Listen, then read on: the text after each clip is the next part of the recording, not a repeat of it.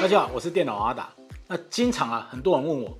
手机要选哪一款最好？其实这根本没有一个标准答案。如果你原本使用哪个系统顺手的话，那就不要乱换了。因为之前你可能花了很多钱去买 APP 买它的服务譬如说你去买它的电影或者你已经氪金了那你换系统就所有都浪费了。那另外有些人他可能是喜欢玩手游，那我就推荐他们去买一些高规格电竞手机，玩起来才过瘾。那如果你是喜欢拍照的朋友，我就推荐大家直接由各大品牌的年度旗舰里面挑一款拍照风格看着觉得顺眼好看，然后觉得不错的机型。因为这些旗舰机他们通常拍照已经足够好了，而有些女性朋友呢，他们的诉求可能就不太一样了，他们的手掌可能比较小，他们就可能会想要一些轻薄手机。那有的人呢，他可能是预算有限，我就会推荐他们去找中低阶手机，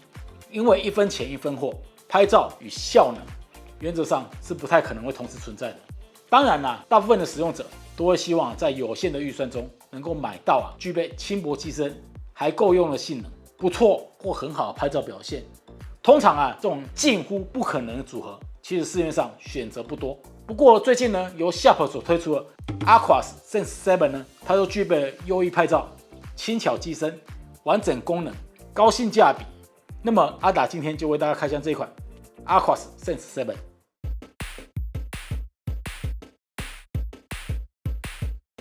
开箱手机在最上方，说明书、软质的保护壳、传输线、转换资料用的 Type-C 接头，还有一个10瓦的铝充，所有配件都很简单。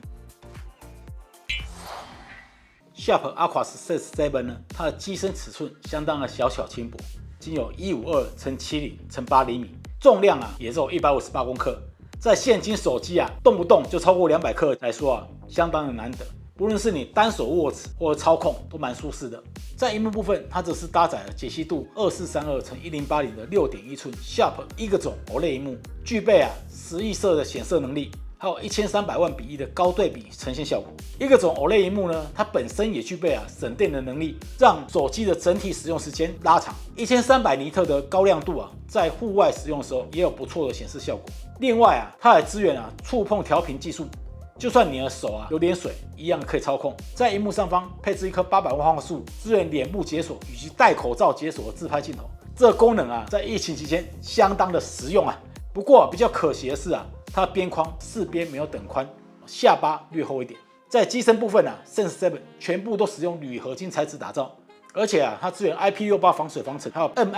MIL810H、810G 的军规防护能力。在边框的四周则采用了弧形的设计来进行过渡，让握持的手感加分不少，而且也更适合单手操控。那在它的机身顶端呢，则是配置了用指甲就能抠出来的3选2新卡插槽，并且支援记忆卡扩充。在机身上方呢，还有配置异噪麦克风。机身右侧则是配置了音量键、电源键以及辨识速度不错的指纹辨识感应器。但是呢，它的辨识区有点低。如果你是左撇子的话，你可能就变成要设定中指来解锁。右手使用者只是一样使用拇指解锁就可以了。位置虽低但是你使用一段时间之后就会习惯。在机身底部呢，则是配置了收音麦克风、高科技的3.5厘米耳机孔，还有支援 PD 充电的 IP68 防水防尘的 Type-C 连接副，还有扬声器。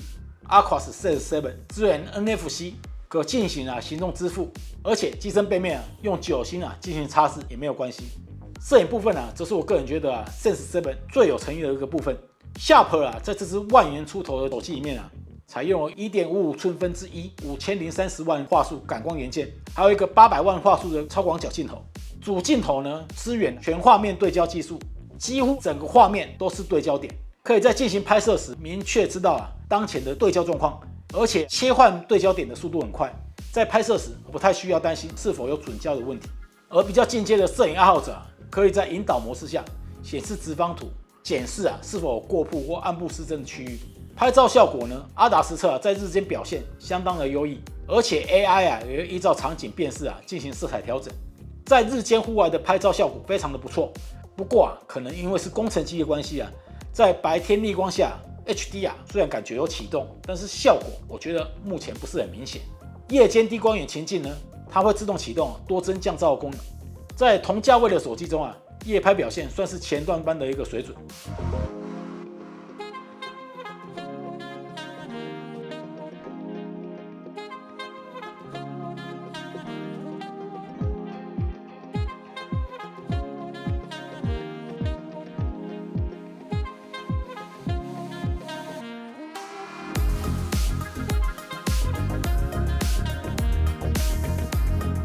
录影部分呢 ，Sense 7支援 1080p 30与60 fps 的录影，其中啊防守震功能仅能在30帧的状态下启动，防守震的效果还不错，只可惜啊最高画质没有到 4K， 这一点啊有点小可惜啊。软体部分啊 ，Sense 7它搭载 Android 12的作业系统，官方啊还相当贴心设计了一个 Aquos 绝招的教学应用，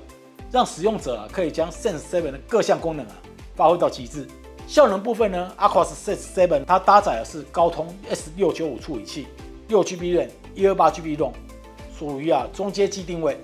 实测啊，Geekbench 的跑分啊，单核是667分，多核啊为1896分。Antutu 只是测出啊39.5万分的成绩 ，PCMark 实测也有8075分。日常你使用啊 FB、Line， 不管是玩小游戏啊、导航啊，或者是看网页啊，都没有问题。但是啊，如果你想要玩原神啊这类大型的电玩，可能只能开低画质才会顺畅。毕竟啊，价格定位就是在那边。